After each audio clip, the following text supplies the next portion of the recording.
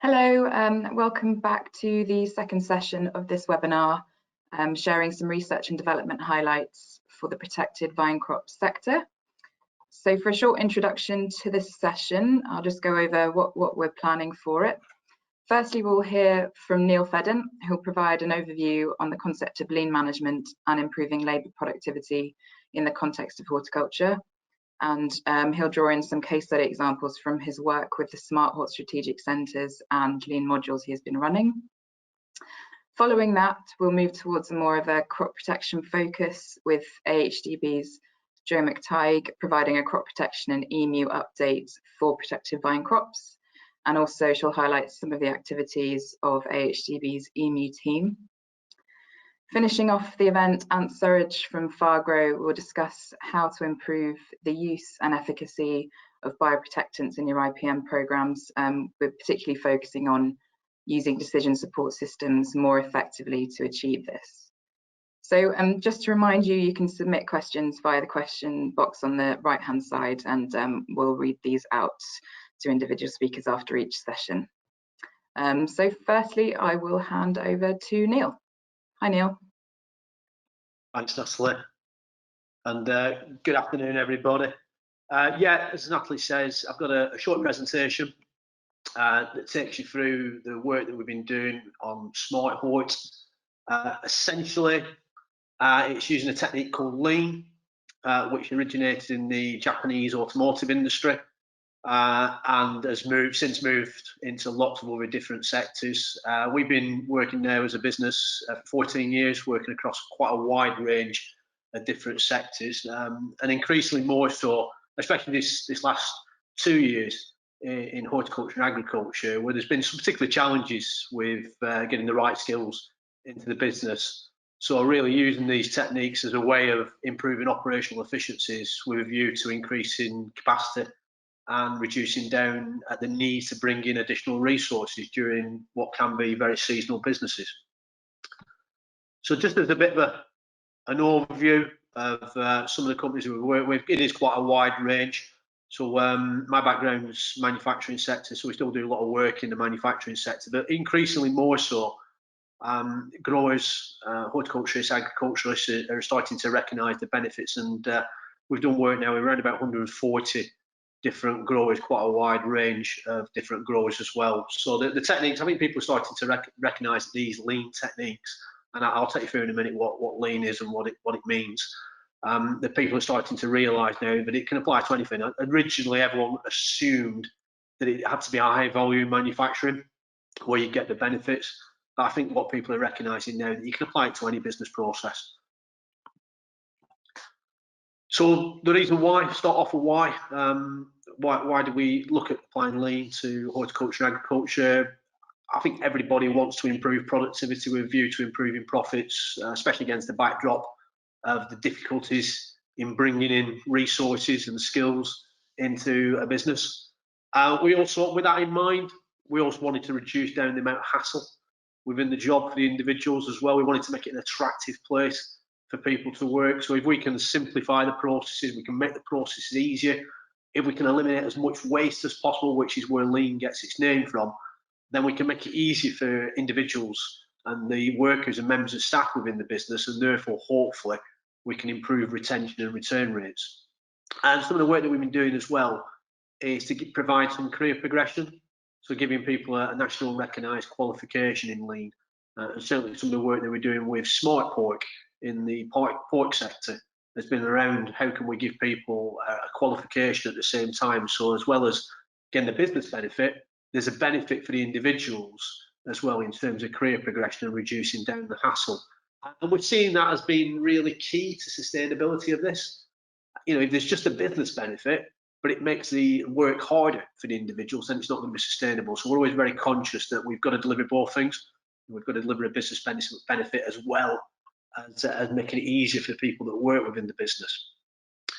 And as I think we all learn more by doing, so certainly the work that we've been doing with SmartHort that Natalie referred to, we recognise the fact that people learn by doing. So we've always tried to make the work that we've been doing and the training courses that we run as practical as possible, so people really get to understand not only the theory but how to apply the theory within live environments. And that's some of the case studies that we've got today, is basically people who have been applying lean within their own particular individual businesses. So what is lean?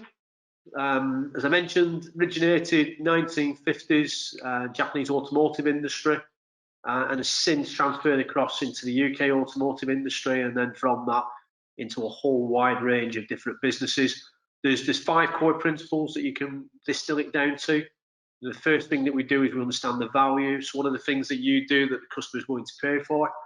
So what are the value add items? Once you understand what adds value, you can then start to understand what doesn't add value, what's non-value added activities within the process and within the operation. And that's where you focus your lean efforts. You focus your lean efforts on reducing down that amount of non-value add. And we talk about 7 waste plus 1, which I'll talk you through in a little minute, as that's where you focus your efforts on trying to reduce and eliminate as much of that waste as possible. Second principle is value stream. So understanding what are the core steps from taking that order entry through to actually sending the product to the end customer. So that's what we classify as the value stream, and we use techniques like process mapping. By eliminating the waste, hopefully what we're doing is we're improving the flow of the product. So the product moves through the organisation, or the value moves through the organisation within shorter lead times. Where one of the 4th principle is pull, or quite often it's referred to as just in time. So it's basically sequencing the activities to deliver what the customer wants when they require it.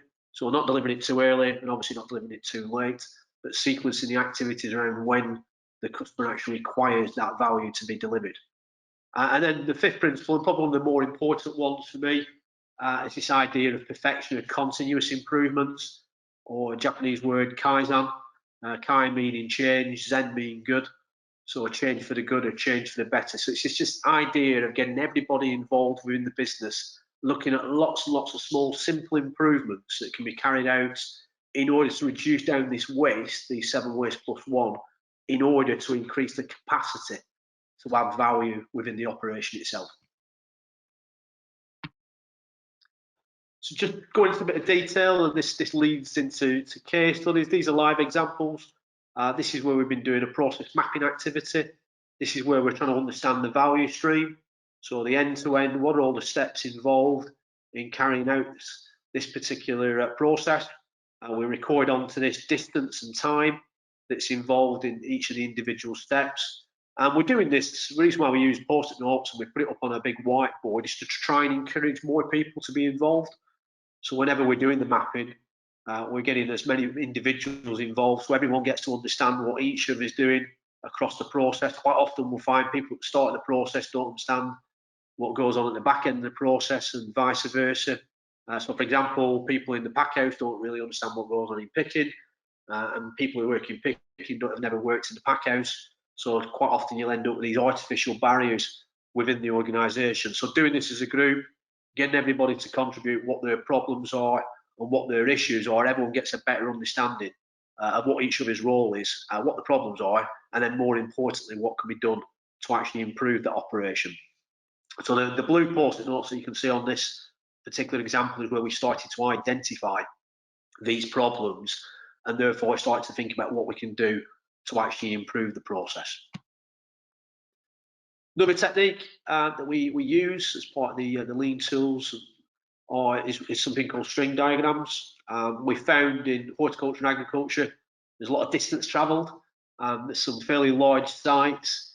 So this is where we're working on a cereals farm, and all we're simply doing is we've got a rough, not to scale drawing of the layout of the operation, and we're just simply, as we're doing the process map, we're just simply drawing on there the distances that's been travelled, moving materials and carrying out feeding operations, and carrying out the spraying activities within the business itself. And you can start to see where you're getting lots of distance travelled, where you're getting bottlenecks, and then you can use that. This type of analysis helps you to identify where there's opportunities to reduce down the time lost due to this distance travelled, and therefore start to identify some potential productivity improvements. So it's just another part of the techniques that we use when we're carrying out the analysis on the business itself. And all the tools and techniques used within Lean are very simple. They're designed to be given away. They're designed so that everybody can use them as part of the day-to-day activities. And this is just, again, building on this concept of trying to eliminate activities. So once we've got the post-it notes up on display, talking to the group, saying, right, which of these activities can we eliminate? If we can't eliminate them, can we reduce down the amount of time? If we can't reduce down the amount of time, can we combine activities with the view to try and simplify the process as much as possible? And by simplifying the process and carrying out this eliminate, reduce, combine, hopefully what we can achieve, we can improve the flow of the product through the operation itself. And what you often find in businesses, businesses start off as relatively simple, but as years progress, as the business develops, more complexity builds into the business itself, which starts to impact on efficiency. And all you're really simply doing with these tools and techniques is getting people that work within the process to stand back and look at what's going on and just challenge and just say, look, is this the best way we're doing it? Is there a better way that we can adopt and improve things, and therefore we can hopefully generate some productivity improvements? And I think we're all guilty of this. You know, whenever you work within a process and you're working within it day after day, quite often some of the problems, some of the issues become the norm, and you stop seeing them after a while. And it's only when you use these techniques do you actually manage to step back and step out of the process and actually start to see where the problems and where the issues are. So that's what we mean by improving the flow, essentially. When you've done the process mapping activity and you've identified as many of the 7 waste plus 1, and those wastes can be things like transportation, inventory, waiting, overproduction, defects, delays. So it's quite a wide range of waste. The plus 1 refers to skills. Basically, we're employing people to carry out wasteful activities. We're not utilising the skills that they're best employed to be used. So that's why it's written as 7 waste plus 1, just recognising that we're not potentially not utilising the skills within the business. And hopefully you start to get lots of problems when you start to do your process mapping activity. And what we do, you can't fix every problem. We haven't got there, it'd be nice to, but there's always resource constraints, there's always time constraints. So what we use a very, very, very simple technique. We just get a flip chart, we split it up into 4. There's 2 categories, so ease of implementation. So is it easy to do, hard to do? Is it going to generate low benefit or high benefit? And we take each of the ideas and the problems from the process map, and we just simply hold it up to this 2x2 matrix. And hopefully what you get is a lot in this left-hand corner, which are things that are easy to do, high benefit. They're the ones that we're focusing on, the quick wins, basically. And by doing this as a group, by getting everybody involved and going through this type of analysis, you know, people are starting to buy in to the ideas of what can generate improvements within the business as well. So hopefully what that'll start to do is minimise any resistance that you could potentially get to change. This is just a summary slide of the work that we did in SmartHort. We worked with something like about 30 businesses. We had returns on improvements from 10 of those businesses. Unfortunately, the programme ran into COVID in March of last year. So we had to stop the programme a little bit earlier than what we wanted to do and what we planned to do. But from the 10 businesses that were reporting back, we had savings generated of £400,000. So it was we've managed to prove that for a relatively small intervention, I think it was 4 days worth of training as well. And we created some live case studies. So what we wanted to do, as I mentioned earlier, not only teach people the theory, but actually show them how to carry out lean improvements within their own business. So we based the 4 days training on 3 monitor farms, 3 strategic sites, so that people could actually see the techniques being used in anger, and they could start to see the benefits that they deliver. So this is just a summary of the benefits that were delivered across the 10 farms that reported back. And these are just some case studies that we collected from the team from those 10 farms, those 10 horticultural farms. One of them was a packing operation. So essentially, they grow ornamentals and they bring them back to be sent out direct to customers. We carried out analysis using things like the string diagram and the process mapping. And one of the things that we'd identify was the amount of time lost in people walking to get packaging. So there was a lot of, you could see from the string diagram, there was a lot of walking backwards and forwards, people collecting packaging, which was slowing down the actual packing operations itself. So we focused all our activities on the layout of that packing operation, and we created runners. So basically people dedicated to deliver packing to the actual packing line itself, so people that need to walk away from the packing line. And then you can see on the right hand side the results that we delivered, and probably the most impressive one was a 9% labour saving that they actually delivered over 2019, so year ending 2019-2020 in their financial year. They managed to generate a 9% labour saving, and that was observed in the account, so it was a real saving basically. It's also, I think the other thing as well is it created space. So they're a growth business, they're expanding quite rapidly. So what it allowed them to do was to create space to allow that expansion to take place. Another case study, this is Propagating. So sticking the plants and young plants into trays. Again, similar type of analysis. So we did process mapping, waste walks, and we did quite a lot of ergonomics analysis because it's quite a fine operation, lots of hand movements.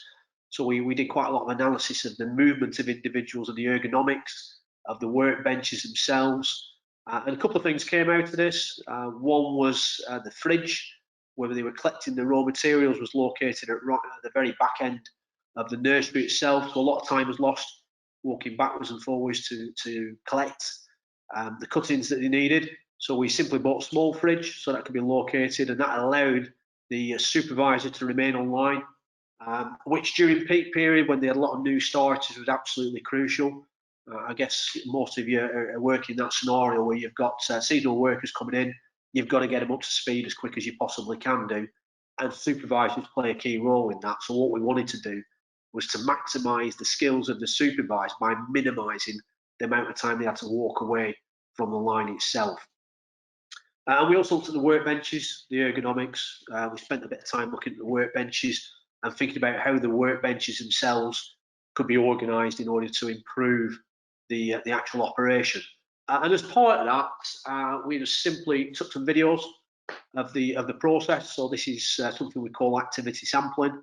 We took videos, and we took videos of people who were working at the top end of speeds, and we took people from the middle quartile of speeds and the rates and pick rates. And we just basically put those videos, we edited the videos, we put them alongside of each other so they were all in sync with each other, and we just simply counted the number of cuttings that they were propagating over a fixed period of time. And what you could see from that very clearly is that some individuals had different techniques, and you can see from the figures between comparing 23 compared to 11, they were getting some fairly large differences in productivity. And we actually analysed what those differences were and why, how the operator and the member of staff organised themselves seemed to be the crucial thing. So where they actually positioned the cuttings to reduce down the amount of hand movements backwards and forwards to actually carry out the task itself seemed to be the crucial element. So we simply used these videos as a training method. We managed to extract out what was best practice and then use them then as a way of training people so that new starters coming in could see what the best practice was and adopt that quicker within the operation itself, and also a means of training other individuals within the business in order so they can lift up their individual picking rates. Final case study, this one on a fruit picking farm. So this was strawberries.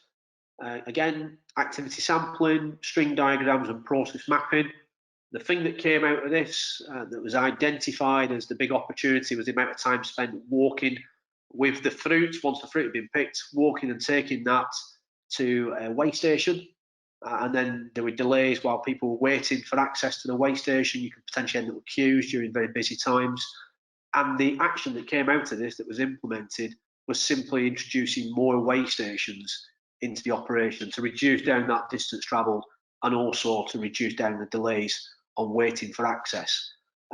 The cost of installing more weigh stations was more than paid back by the increase in productivity that they were starting to observe. And you can see down the bottom there, they were estimating an extra 20 minutes per day per picker across 200 pickers. So you can see that it started to make quite a substantial difference when you start to amalgamate up those particular savings. Very easy to do, very quick to do. It was identified within the workshops and then implemented within a matter of weeks. And a common one we come across, looking at picking speeds. Why do some pickers pick a lot quicker than other pickers, and trying to work out why what's causing those differences. And I think what we found was it wasn't down to the hand speed. A lot of it was down to how those quicker pickers organised themselves, how they organised the trays, the punnets. And what we found is that they were actually working for longer periods of time. So it wasn't the fact that they were working quicker. It was simply down to the fact, in a lot of the examples that we looked at, they were actually spending more time actually doing the picking itself. So out of a particular time period, a slower picker was working something like 15% less time than a quicker picker. So a lot of it was down to actually how they actually organised themselves, which links back to what I was saying earlier about the propagators and the sticking videos that we took, and just using that to train people to think about what's the best way of actually organising themselves. So hopefully that's just give you a bit of a flavour, some case studies, a little bit of theory as to what lean is, and hopefully that's give you a little bit of a background. And that's me, thank you. Thank you very much, Neil. It was really interesting to hear, and also, especially the actual savings that some of the businesses you've been working for have achieved. It's quite amazing. We've got time for a couple of questions. What first step would you recommend a business to take when considering integrating lean management principles into how they operate? Yeah, it's a good question. I always start off, people start to adopt the lean principles more, I find, when they actually see an activity and when they see a project successfully being implemented. So I always start off small. I always start off with one particular area, get the improvements implemented into that one particular area. I normally pick something that's quite labour intensive because then it's got a business benefit, and then focusing on that one area, work out what improvements can be made. Once you've proved out those improvements in that one small area, and then think about how you can then roll that out across the rest of the business itself. So first of all, identify a trial area, a small part of the business to concentrate your efforts and focus your attention. And I guess when you're thinking about doing that, you can access some of the work that you've. So at the moment you're running lean modules, aren't you? Which are have they finished yet? I can't. Are they ongoing? They're about halfway through. So yeah. On the SmartHort program, we're running a session every 2 weeks. We're about halfway through now, where we're taking people through step by step how to actually implement lean, and those recorded modules and the presentations are available on the AHDB website. So obviously that's a good first step to listen to those, to learn how you can apply it to your own business. And assuming we will be able to resume face-to-face activities soon, hopefully, are there plans to roll out more lean management workshops on SmartHort centres in the future? Definitely. So the one we did in 2019, early 2020 was face-to-face. The one we've been doing this year has been all virtual via MS Teams. I think the plan is there's obviously benefits in doing it via MS Teams, but nothing replaces that practical, actually seeing a project live and seeing the benefits it delivers. So that's the plan for next year. COVID allowing is to get back on site and actually run some workshops with groups of people like we did in 2019. Yeah, so I guess any growers listening that might want to get involved with that, keep your eyes out. I think that's all we've got at the moment, but if anyone has any further questions for Neil, we can pick those up at the end. Thank you very much. We will now pass on to Joe McTigue from AHDB for a crop protection update for protected vine crops.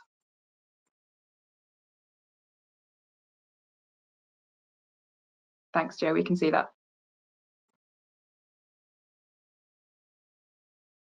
Okay, good afternoon, everyone. I'm going to talk about the Emu team and the emus that we've put in for recently. I'm just going to quickly talk about the team because there's been some changes over the past couple of years. So Joe Martin is now leading the team. He looks after field veg and leafy salads. I'm Joe McTigue. I look after protected edibles, mushrooms, ornamentals, and we've also got Adam looking after fruit. I just wanted to go over what AHDB do within our Emu team. So we put in for emus and emergency applications. But in order to do this, we meet with the AgChem industry, and we meet with about 15 different companies on a regular basis, a couple of times a year. And this is just to talk about which emus we'd like to put in for and gain their agreement, see if there's any data to back up those emus. We also talk about whether there's any new products and new actives that are UK bound. And we talk about product reauthorizations and whether there are emus that we need to also get reauthorized. As well as talking to AgChem, we also commission residue trials to support our emu. If the AgChem company has no residue data, then we would need to generate our own. We also do efficacy trials as part of the Scepter Plus and Amber projects.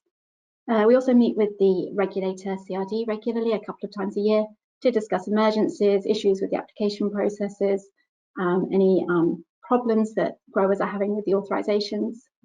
And we also talk with our EU colleagues through the Minor Use Coordination Facility. And we do this a couple of times a year, and this is a really good forum for sharing information. And we also potentially do projects to share the cost of residue trials.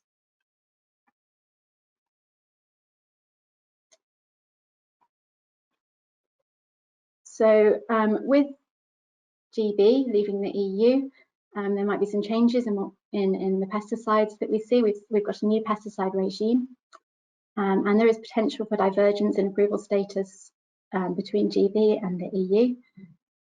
So, for instance, although all of the active approvals and MRLs have come directly across from the EU to GB, within the GB pesticide regime, any actives due to expire before December 2023 have been given an extension of expiry date by 3 years.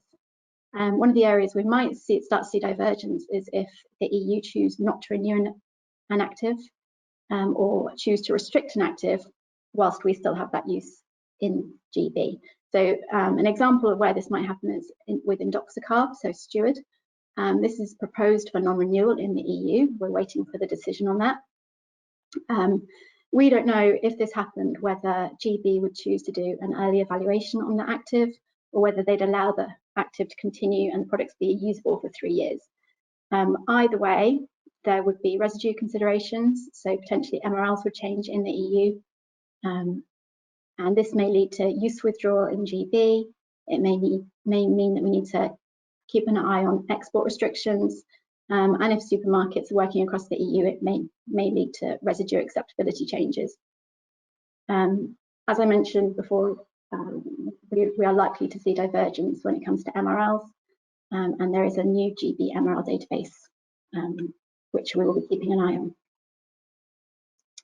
So another area where we have a new system is for basic substance. So these substances also need approval, and there are a number that have been submitted at the EU level, which will now need a GB application instead.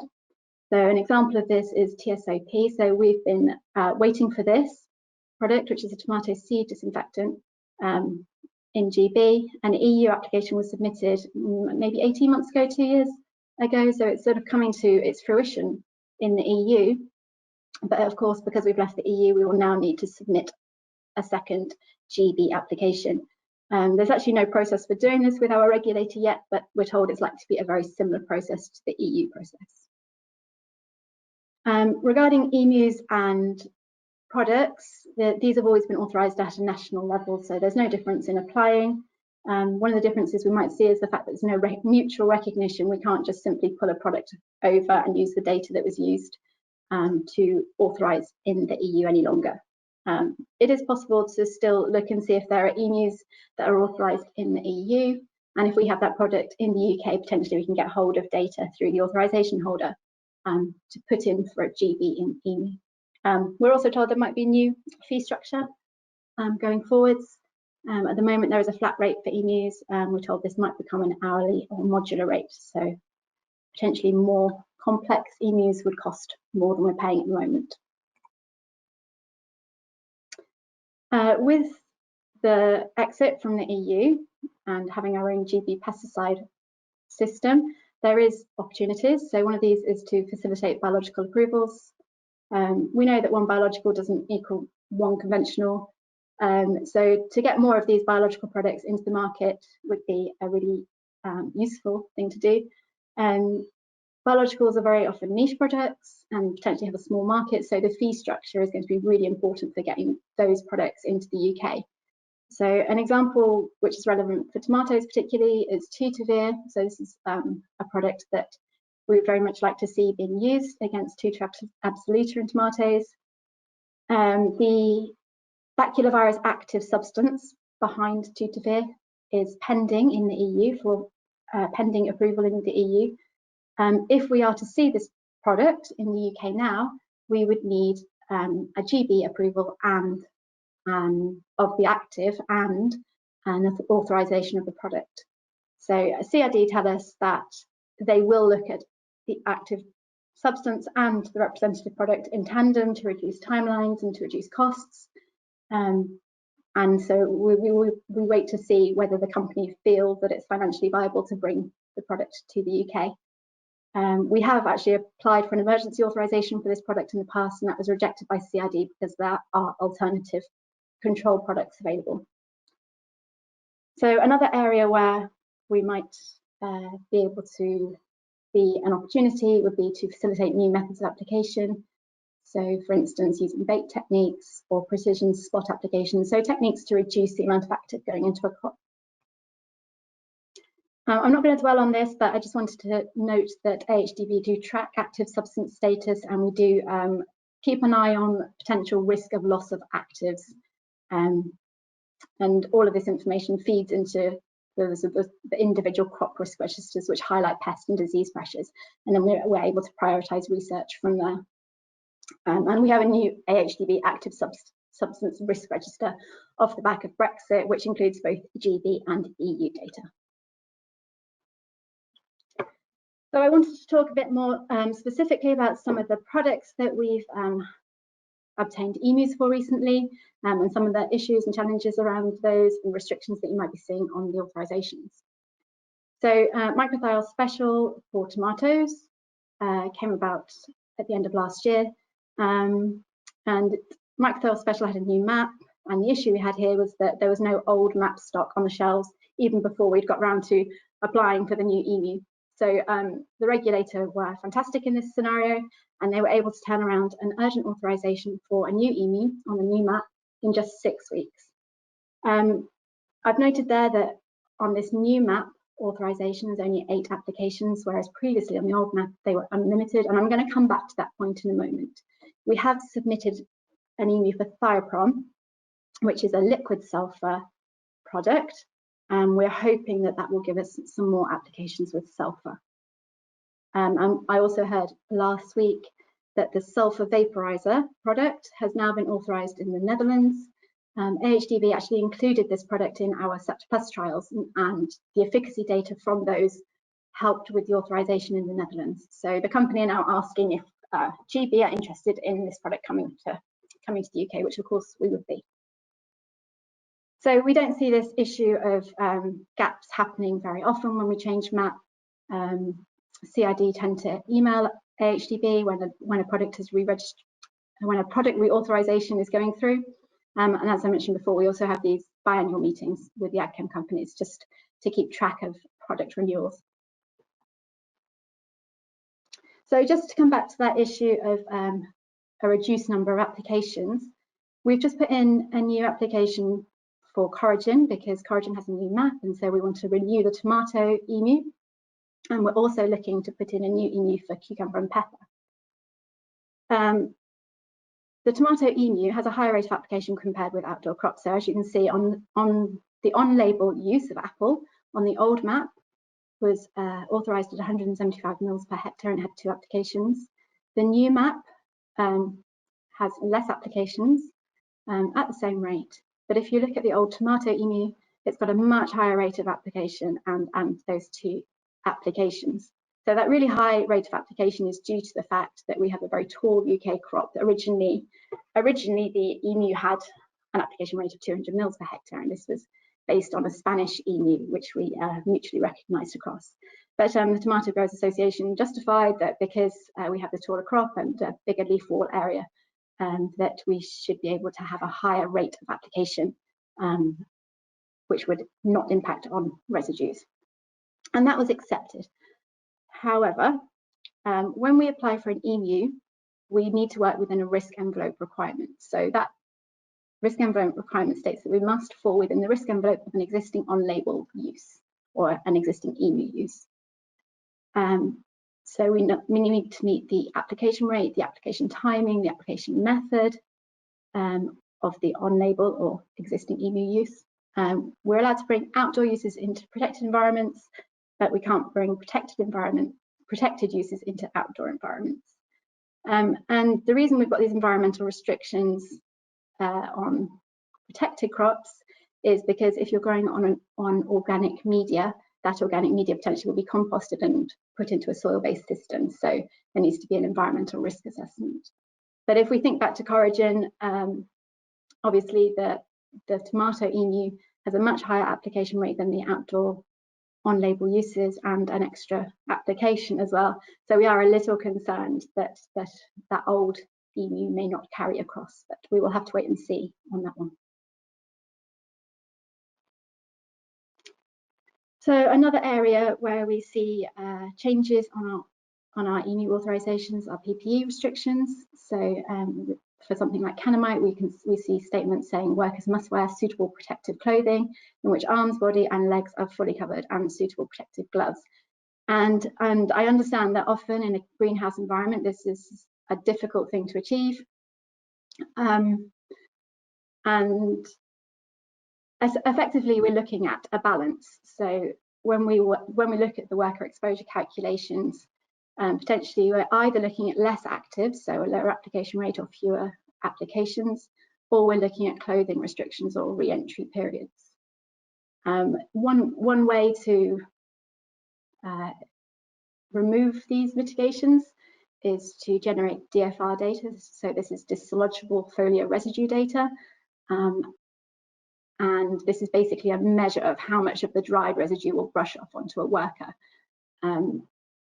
Usually this data isn't available and we have to use default values. For Canamite, I am aware that the company is generating DFR data for tomato, so potentially we might see a reduction in those mitigations that are required at the moment on the authorization. What I would say is that we're likely to carry on seeing these mitigations being put onto authorizations. And we're not just talking about chemical products here. Many of the microbiologicals are considered to be skin sensitizers, and so the authorization will require skin to be covered.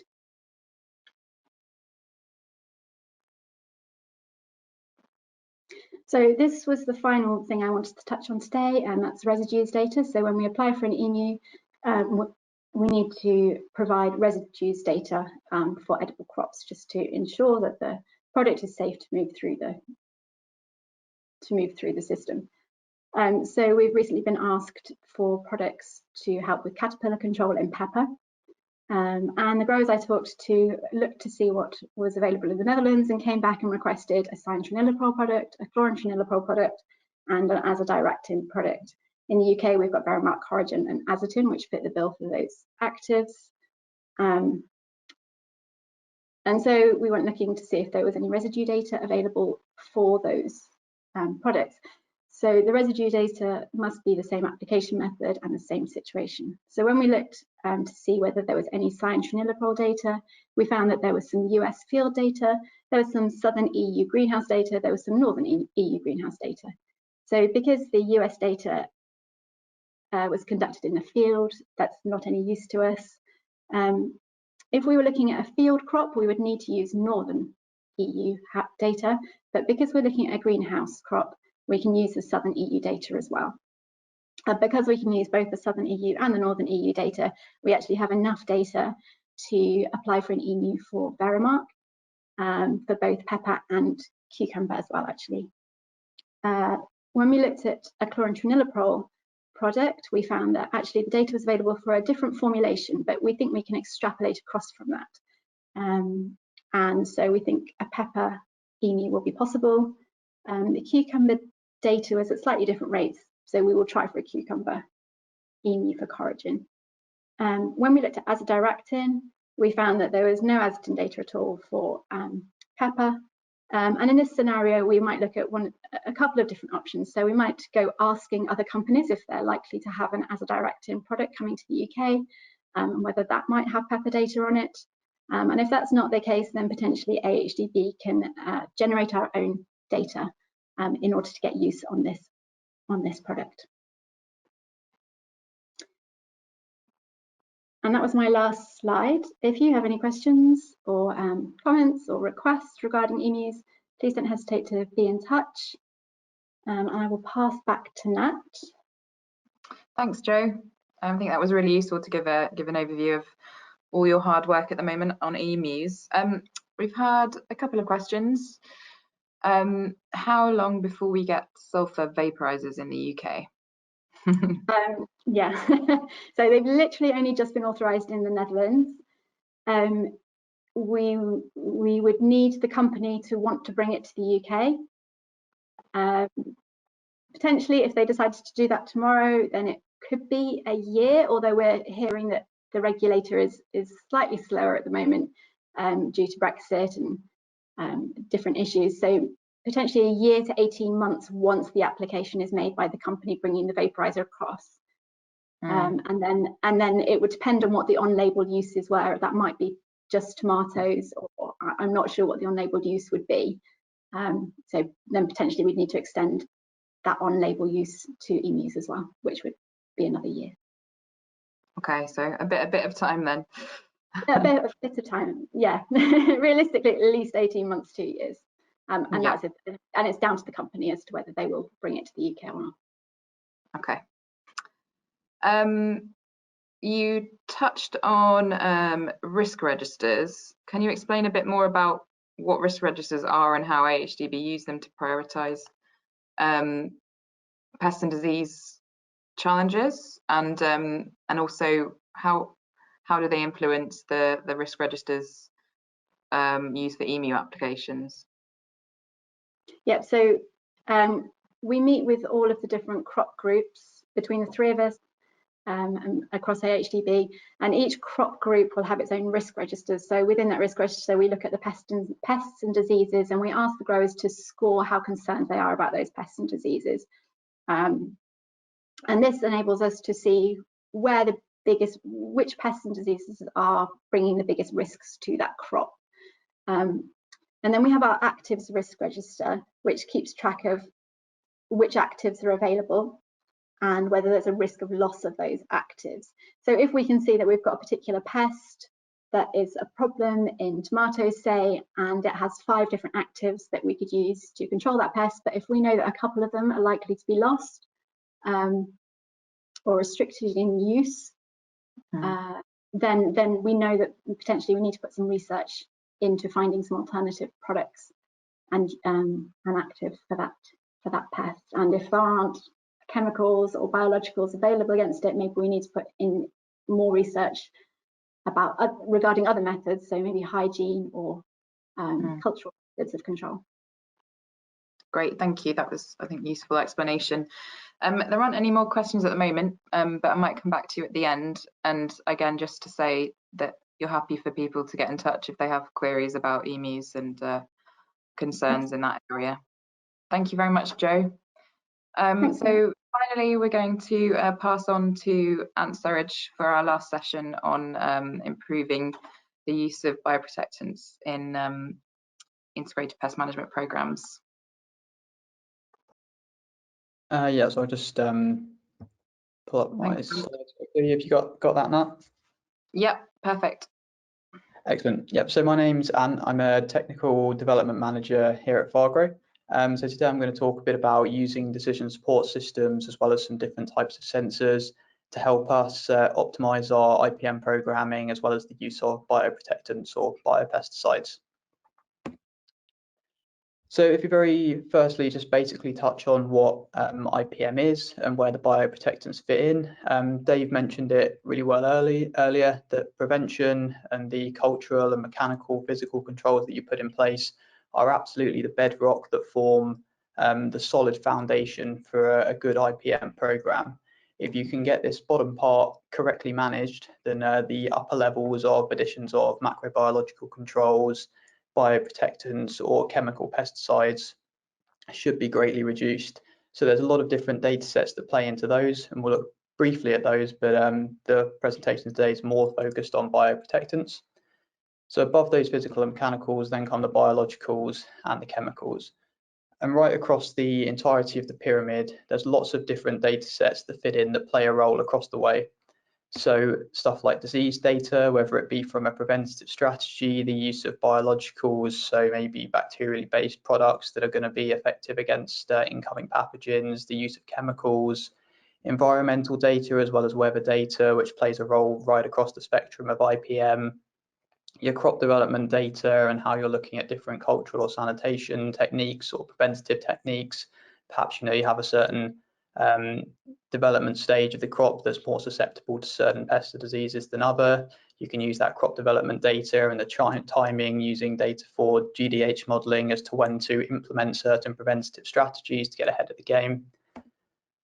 Growing media and soil conditions, of course, which fit across the entirety of the spectrum, and pest data as well, similarly to disease data, whether you're using it for preventative strategies, biological or chemical strategies. And although I've put arrows linking to individual segments of the overall IPM program, we know that these things aren't as well and clearly cut and defined as that. These data sets do crosstalk and talk to each other and go across different sections. So I'm really going to try and cover perhaps slightly later on in the presentation how we can take all of these different complex data sets that are coming in, store them in a central database, compare them to each other to try and get an advantage on our IPM program across the whole spectrum. So today we're going to specifically look at bioprotectants, which sit somewhere between the sort of biological bit of the IPM pyramid and the chemical bit, sort of just in between the biopesticides, biofungicides. But from feedback we've had from growers, we get 3 key areas that they mention to us where they're having issues, and these will probably be experienced by all you growers in the call as well. Efficacy. So biopesticides tend to have a lower level of intrinsic efficacy than their conventional counterparts. And then tied directly into that is the predictability of that efficacy. So although the efficacy is intrinsically lower, so for a conventional pesticide, you might have a 90 to 95% effectiveness, whereas with a biopesticide, you might have a sort of 60 to 75% efficacy around that range. If that's predictable efficacy, that can be worked into an IPM program with the addition of other products, with the addition of other control methods, be they cultural or physical, to ensure that your overall program has the efficacy of a conventional program. However, if we're getting unpredictable efficacy, it then becomes very difficult to build on top of that foundation of biological control. And the complexity. So I've already touched on this slightly in the slide before, but IPM programs are very knowledge intensive systems where there's a lot of understanding that needs to go around the application, be that specifically today us looking at the environmental conditions best for application, or whether it's just application methods in terms of the volume of water you're putting on, and understanding of how to integrate the product into a program, the best stages of the life cycle to hit. So it's a very knowledge intensive system. So we've got to try and find answers to these questions that can allow you guys as growers to use the products more effectively. So hopefully over the course of this presentation, I'll touch on a few ways that we can do that with decision support systems, as well as some innovative sensor technology. So if we touch off and just briefly mention the measuring of the microclimate, I won't spend too long on this because especially in this cropping sector, it's probably something that you guys are well aware of. But if you have remote sensors within the canopy, within the crop, you can detect considerable differences from inside the canopy to outside the canopy, as you'd obviously expect, but probably more importantly, differences across an area, both horizontally, so you might be able to detect areas where you have hotspots, where you first get influxes of pests and diseases, or perhaps mentioned earlier, the areas where you might first be more likely to see the symptoms of some of the viruses occur, the areas that are sitting warmer for a greater period of time. But importantly as well, in taller crops, you get to start understanding the differences in conditions vertically through the crop. So as demonstrated on the right hand side, with remote sensors put into different levels of the crop, you can see the temperature differences across the vertical profile. So that's something really useful for us, specifically in IPM programs, for when we advise certain macrobiological controls, so specifically Phytosulus and its use against spider mite, when will be the correct time to switch over to a non-native, slightly more effective at warmer temperatures predator like Californicus. We can use differences in vertical temperature to kind of make a better decision on whether or not we're going to switch over between the products. So overall, it's a more valid data set to be making decisions off of. So if you're using data that's not directly within the canopy, you're not going to be measuring what the plant's feeling, you're not going to be measuring what the disease or the pest is feeling. This is a more valid data set. And as mentioned, you can pick data from across several points rather than just a single point. So you can get a more high definition image of what the conditions in the glasshouse are. So moving on from measuring the microclimate, what's the next step on from that? Well, the next step on from that is measuring the plant.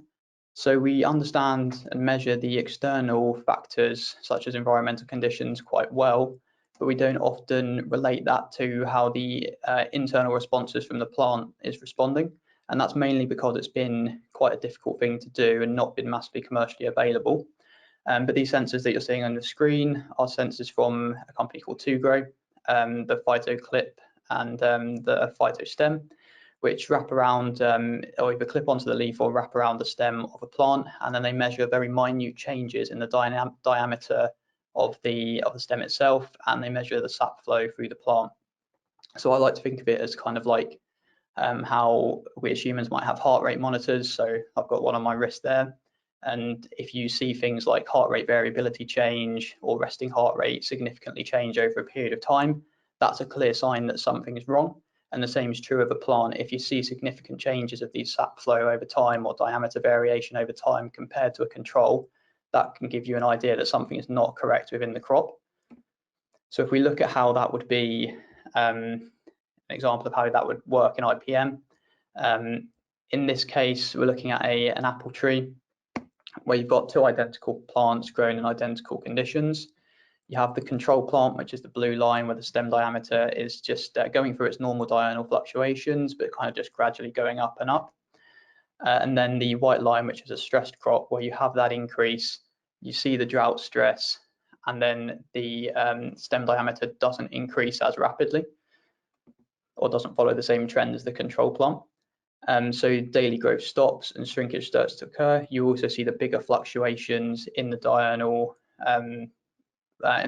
sort of curve of the plant growth throughout the day.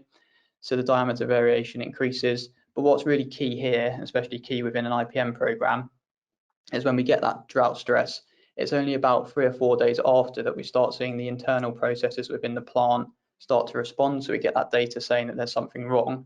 But it's not until about 10 days after that we start seeing the visual stress. So at that point, the control measure is put in and irrigation starts again and the recovery starts.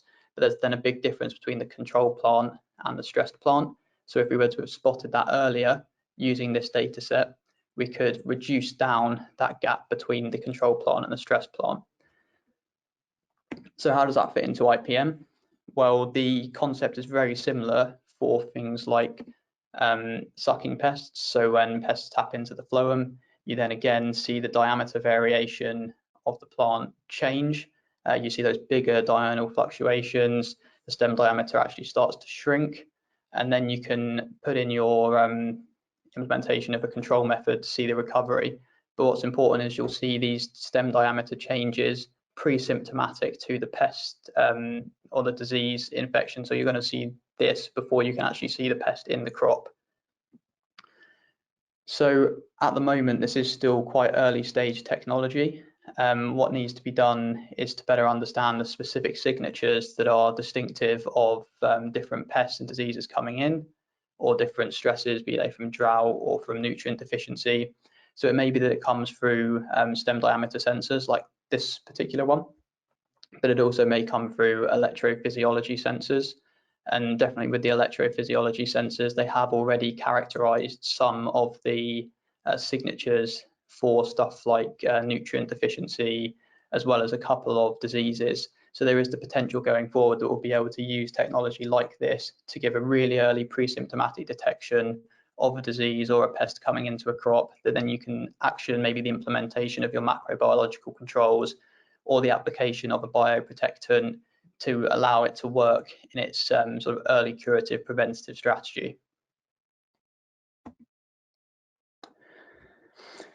Okay, so if we move on from the measuring of the plant and start looking at the other data sets that growers are collecting within IPM systems and how they might be useful.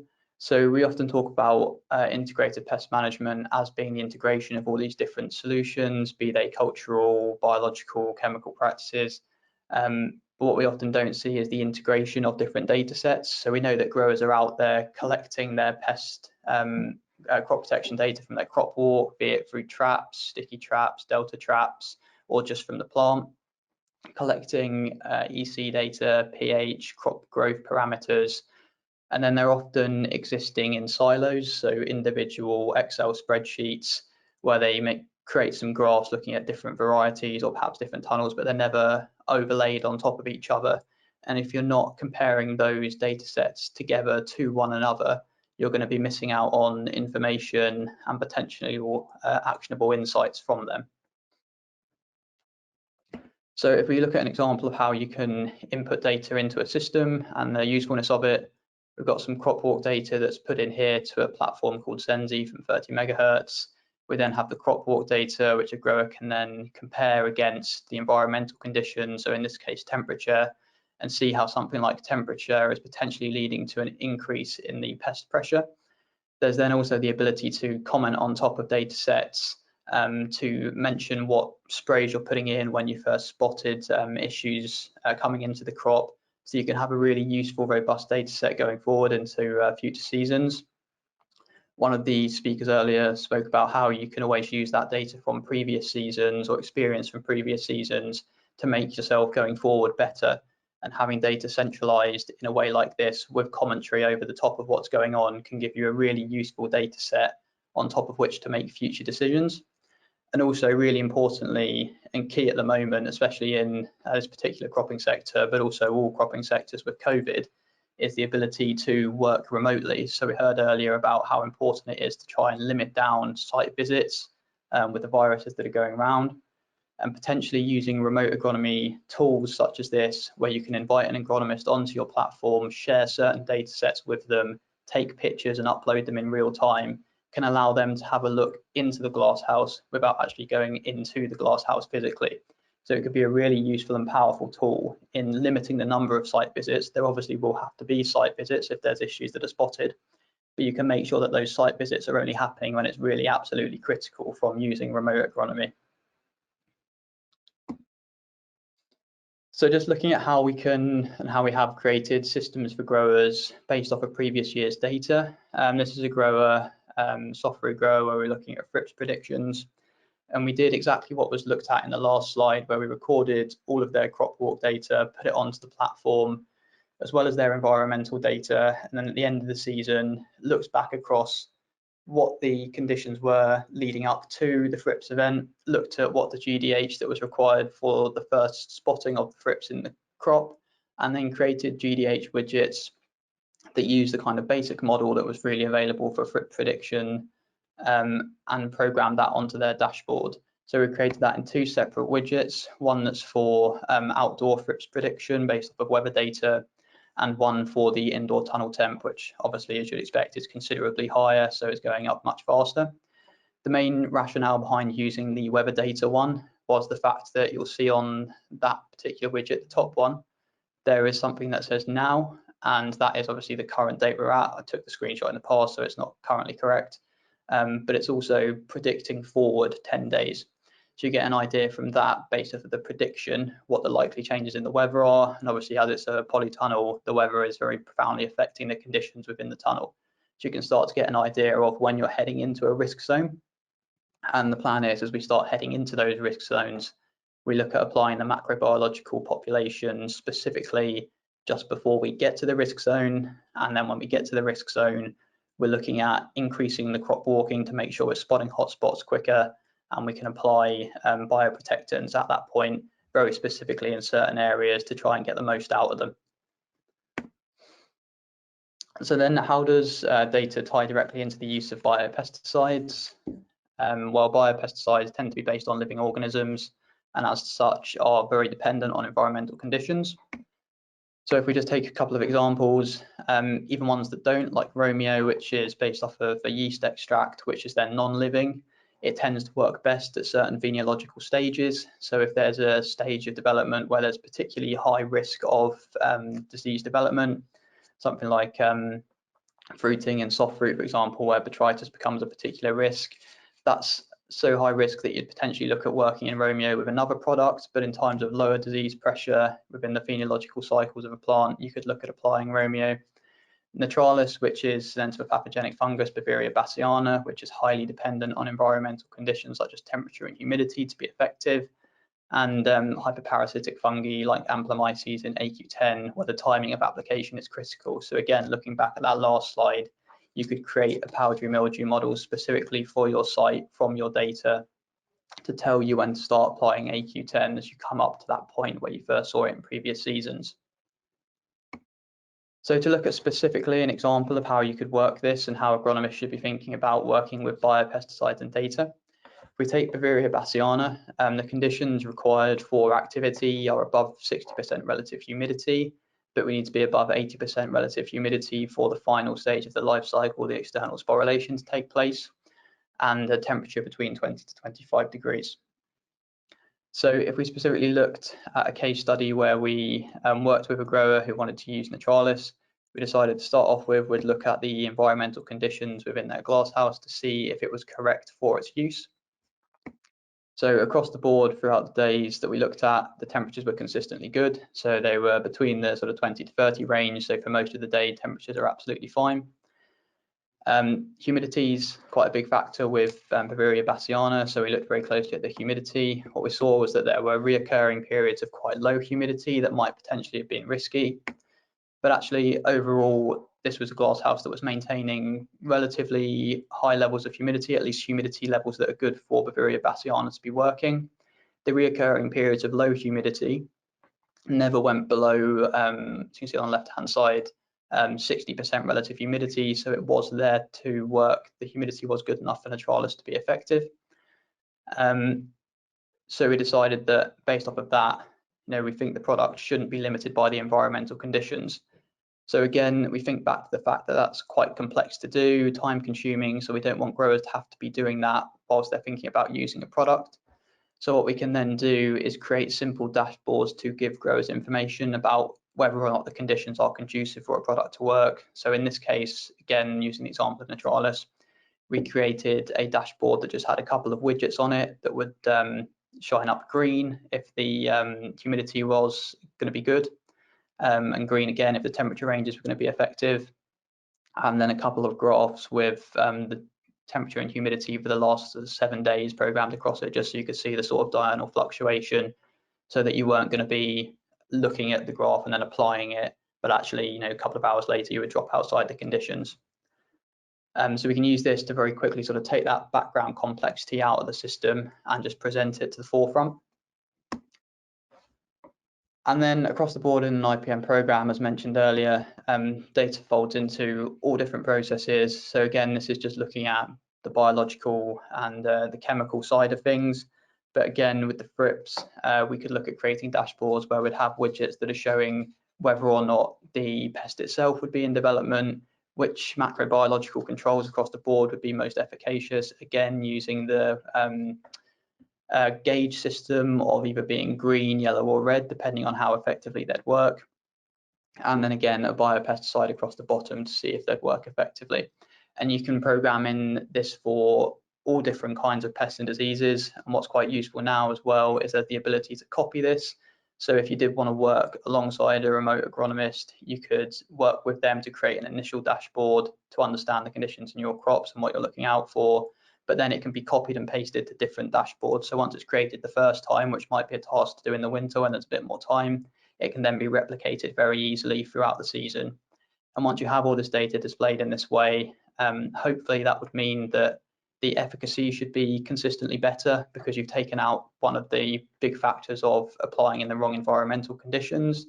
If you're applying in the correct environmental conditions every time, then the efficacy and predictability of that efficacy should be good. So we start to address those first 2 points, and hopefully through kind of taking the complexity out of it, through presenting it back in a way that's quite visual in the form of gauges and relatively simple line graphs, that takes some of the complexity out of having to look into data sets that are perhaps in Excel or quite difficult to access to see whether or not the conditions are going to be conducive for effective use of these IPM products.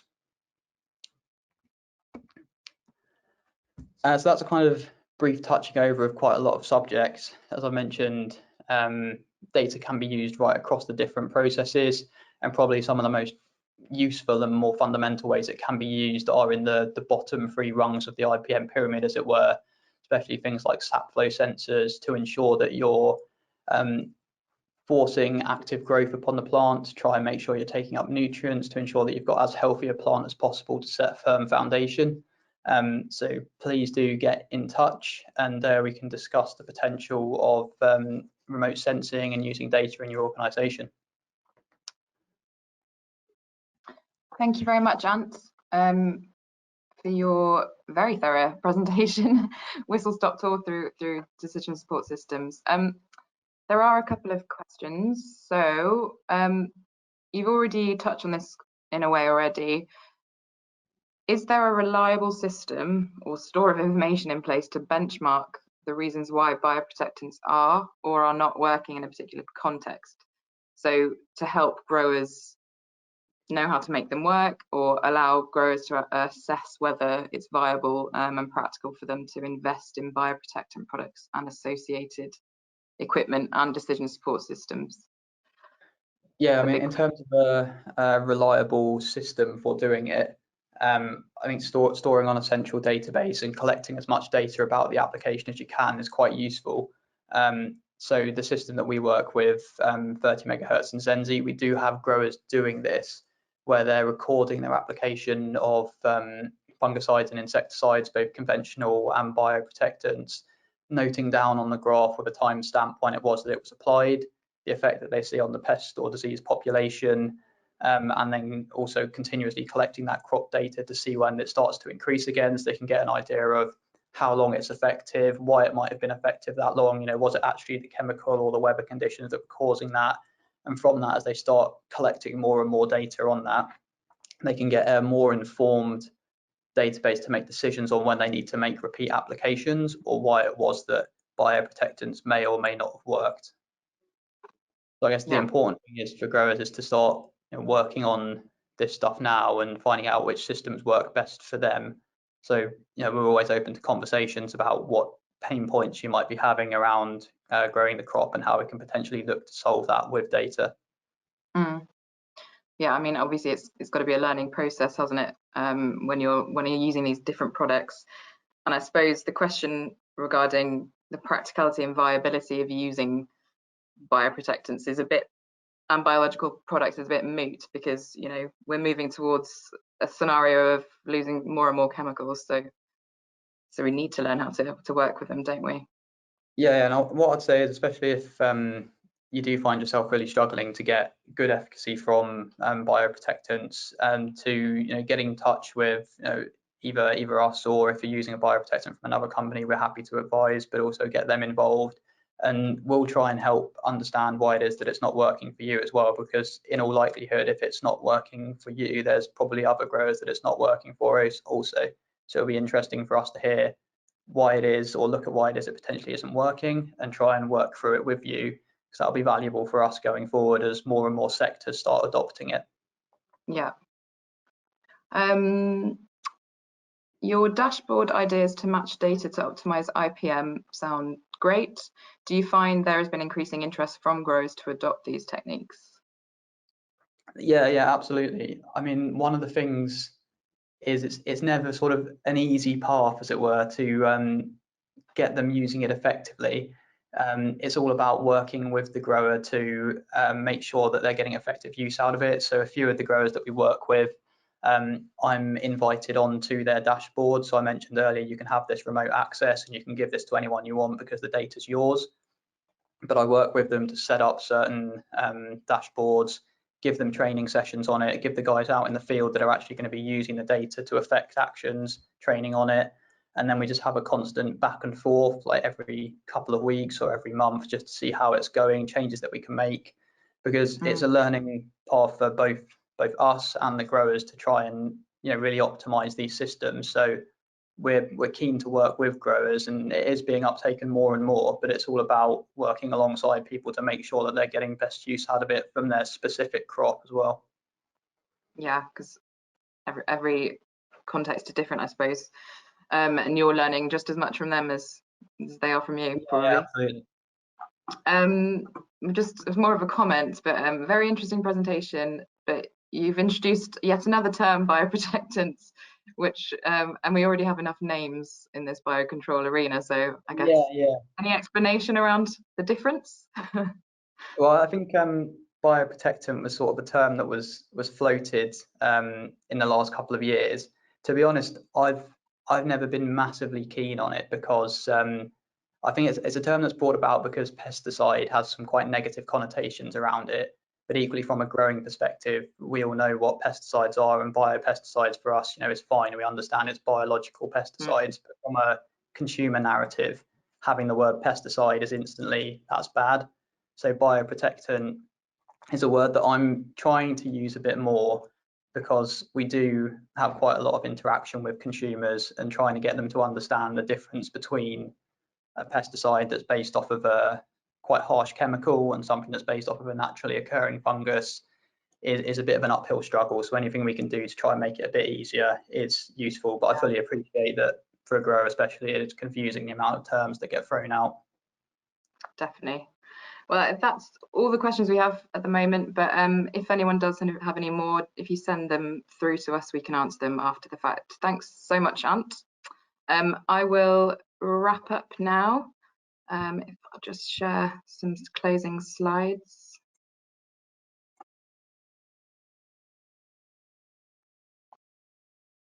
I hope you can all see that okay. So thank you again for all your questions. As I said, please do send any more through to me on natalie.key@ahdb.org.uk, and we can get those answered by the speakers and sent back to you. And also, of course, thank you so much to all the speakers from this morning's session, but also this afternoon's session. I think it's been a really interesting, varied webinar. To remind you, the webinar recording will be made available on our events archive web pages shortly. So, if you want to catch up on any specific parts or share them with colleagues who might find it useful, that's the place to visit. Please also make the most of other upcoming horticulture webinars, which again can be found on our AHDB events pages. So with that, I will thank you for listening and hope you have a good rest of day. Thank you, bye.